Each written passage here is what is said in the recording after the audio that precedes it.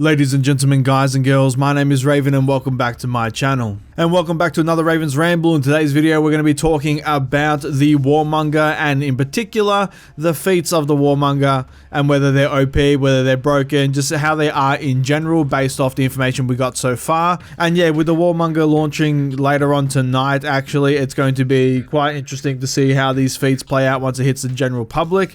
But we're going to be talking about the feats right here, right now. Now, I first want to start off by saying it's really cool that these feats are in the game, just for a pure and simple fact that it's social distancing in the game itself. Now, like, for anyone who doesn't know the fourth feat, you basically put that thing down and then it hits as many people as you can hit. You can hit the entire enemy team, and then they can't go near each other, because they go near each other, it does damage to them every time they're near each other, and then they'll eventually kill themselves by being close to each other. So it's social distancing in the game. There'll be footage in the background so you can check it out. And as we all know, we're going through this pandemic right now, so it's kind of interesting that they took an idea from the actual real world thing and they put it in the game. I kind of like that they like implemented that based off what's happening in real life. But let's talk about the fact that her feats are insanely powerful. Let's talk about the fact that she gets a heal whenever she's damaging someone that she's inflicted with this disease.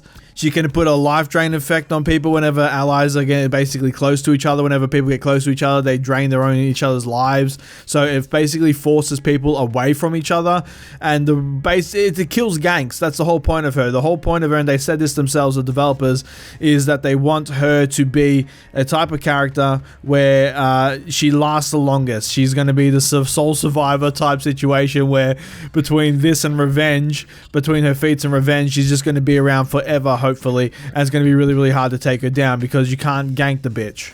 I'm going to say it right now, her fourth feat is plain busted, okay? The feat itself is just completely broken with what it can do in team fights and what it can do in 4v4, especially Dominion. If you have a whole bunch of people on a point right now and they're all fighting, they're all kicking each other's asses, and you have one Warmonger run in there and she drops this motherfucking thing on the ground and she hits the entire enemy team, they're pretty much dead, because not only are they going to be hunted down by the enemy team, they also can't go near each other, so every time they go near each other, they're going to drain each other's lives and kill each other. And they also can't touch the Warmonger because, like I said, it's an anti-ganking mechanic in the game, because they got to social distance and spread out. So it's just overall, the feat itself, the fourth one especially, is just busted. Plus she's healing every time she hits one of them by that point, and it's just an overall disgusting feat. That's the best word for it. It's disgusting. And there is no way in hell that this feat is not going to be nerfed, okay? There is no way it's not going to be nerfed, because it is not so much even from a damage perspective. Like, I know a bunch of people are going to be like, oh, but they can balance it damage-wise and stuff, but that's not the problem with her fourth feat, okay? And that's the one I'm really focusing on, because that's the one that's the biggest problem. It's mainly the biggest problem because it's a control move. Yeah, there's certain feats like the catapult and stuff, which basically you chuck that thing down and everyone has to scatter away from a certain point. That's a control move.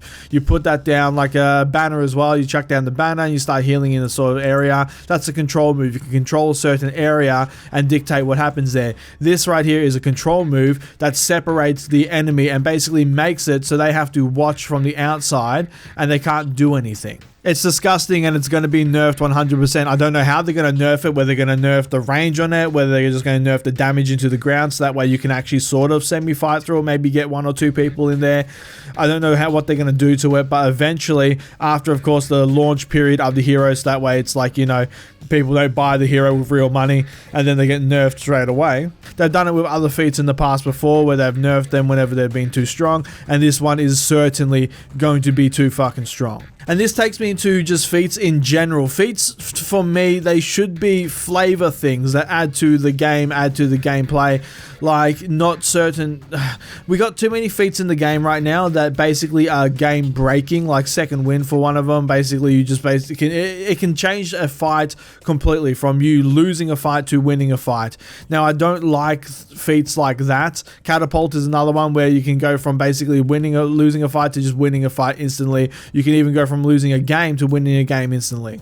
I don't like feats where you basically can just launch it and it completely changes something. Feats should be some flavorful things that add to the game in small, meaningful ways, not these big, robust moves that you can just chuck out that completely can just flip the game on its head or can just solidify a game in your favor. The Warmonger's fourth feat is definitely one that can change an entire fight in your favor. It can basically just lock entire people away from a fight, which will allow you as a group of people to gank someone, fuck them up, kill them, and then basically once they're dead, you can move on to the next person and the next person, and they're not going to be able to do anything because they can't get close to each other and they can't reinforce each other, because otherwise they're going to end up just killing each other. And this is just from one Warmonger. Once we have multiple Warmongers who are able to stagger their fourth feat and chuck this thing out periodically, it's going to really, really hurt the game in terms of the actual that game that they're playing at that point in time. They want to make her last the longest in a gank situation. They want to make you scared to gank her, because between that fourth feat and also her first feat, basically between her feats in general and revenge, they want to make it so you're scared to gank her, and they want to sort of move into this 1v1 type situation with her so she can be this 1v1 type specialist. But she's not a 1v1 specialist because of her actual moveset, she's a 1v1 specialist because of her overpowered feats, and that's the fact that they're overpowered. This thing is going to suck the life from team fights, it's going to suck the life from the game in certain ways, because like I said, it's not going to be fun. I'm in two minds with it, because I can understand how it's fun from a Warmonger standpoint to sit there and you throw this thing down and then watch everyone scatter as they're all sort of damaging themselves, and then you can sort of fight one person, kill him, move on to the next person, kill him. You can sort of segment out the opponents and just take them out one by one. That from a Warmonger standpoint is going to be fun, it's going to be visceral, it's going to be awesome. But from an actual other person standpoint, the enemy, it's going to be shit, because you just basically get this dot put on you, and then you have to run away from everyone and play with your dick in the corner and watch everyone just fight like it's old school. It's like the old school honor rules that they used to have in the game. It wasn't like an actual Ubisoft thing, it was a community thing, whether you honor or no honor.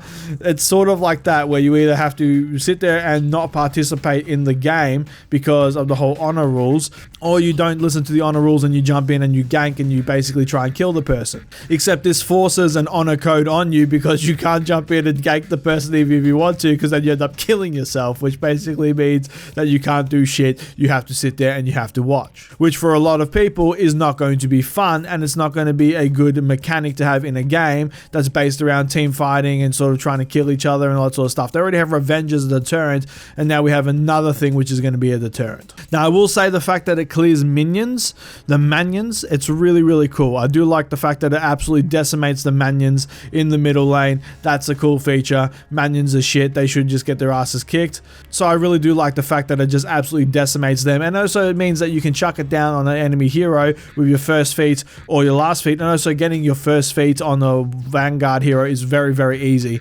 So it's going to be very easy to get the first feat to chuck that on someone, especially in the minion lane, and you can just wipe out an entire minion lane and force them away. But speaking of the first feat, it also promotes turtling massively, because once you basically pop that thing, you coat your blade, you got 15 seconds in order to blight someone essentially, and once they're blighted, then they take that area of effect and allies can't go near them, so on and so forth, and if you have certain other feats you can heal yourself off of it and you do more damage and so on and so forth. But once you do that mechanic and you basically blight your weapon, you have 15 seconds, which means that your opponent is going to turtle up like a motherfucker, which promotes turtling, because they don't want to get blighted, because that's a very, very massive downside to being blighted. But you have 15 seconds to get one hit through. As long as you hit them once, you basically blight them, and then they have the effect on them. And it's also going to be the exact same thing when it comes to the fourth feat. You chuck the fourth feat down, and then everyone's just going to turtle up and run away. And that's not going to be fun, because then you're either going to be chasing people all over the place while they're turtling up, or you're going to have to basically try and fight through them turtling up, because they don't want the extra damage that you're going to be doing to them and so on and so forth, kicking their ass. Because you're going to be kicking their ass with all the extra damage and the healing, and they don't want all that going on, so they're just going to turtle up and they're just going to sit there and try and block as much as they possibly can to stop you from doing anything. Now yes, she does have access to unblockables, which is really, really cool. She can try and get some of those through, but then again, if they're really good at parrying, you're not going to get anything through. You're going to have to use a whole bunch of feints and all this sort of stuff in order to try and trick them and mind game them into getting some damage down. So overall, I think that these feats are going to be detrimental to the game from a 4v4 perspective because of just the way that it plays, the way that, and the devs know this thing is overpowered. They were laughing their asses off whenever they were talking about it on the Warriors Den live stream. They know that these feats are, they're game changing, and that's not what a feat should be in my eyes. A feat should be something that's flavorful to the character and adds to the character in a cool way. Like Peacekeeper's Poison Blades, okay? That's a cool little feature. You chuck your poison blade on, and then you go and stab some people, and whenever you do that, you just do some additional bleed damage, okay? The first feat, that's kind of cool. Same sort of thing. You poison your blade, and then you go and, you know, poison some people, and that's fine. If it was like another poison bleed effect, that would be cool. But the fact that it's an area of effect spell that locks people down and locks people away from other people in team fights, that's going to be a massive issue. These feats should be flavorful things that add to the character, not game-changing and game-breaking things, and her feat, the Warmonger, they're game breaking and game changing in what they do and how they interact with just everyone in general, for both people on your team and the enemy team as well. So I'm on the fence here with it. I'm gonna enjoy playing it because of course everyone likes playing the OP awesome thing. But at the same time, I know from a standing back sort of thing that it's not going to be this healthy thing for the game, and it's probably going to get nerfed into the ground a little bit down the line. And if it doesn't, it's going to be super annoying, especially fighting a Warmonger who puts this thing down, and then all of a sudden everyone has to social distance and run away from each other, and it's just going to get tedious, especially when you want to fight, you want to get in there, and you want to basically just like smash people in the back of the head with your weapon. Revenge is already like that a little bit, where you jump into a fight and you see another person jump in and another person, and you guys are sort of wary because you don't want to give them revenge. And like if you're jumping in on a fight where someone's already fighting someone, once again you don't want to give them revenge. So that's already a mechanic in the game that makes you wary of fighting. And you know what, it's revenge has been in the game since the start, fair enough, but now adding an additional one on top of that, it's just going to be a little bit annoying to verse. But these are just my thoughts and opinions. I would like to know from all of you whether you think that these feats are going to be overpowered, whether you think they're going to be broken, or whether you think they're going to be no issue whatsoever, and that anyone who says that they're overpowered or broken or whatever is just overreacting and it's going to be completely fine. Whatever your opinion is, I would love to hear it down below in the comment section. I love reading and replying to as many comments as I possibly can. Make sure you check the description box for all my social medias and everything as well. If you liked the video, please subscribe to the channel and hit the notification bell to be notified whenever I launch a new video. And with that said, I shall see you all in the next video. Have a good one, guys.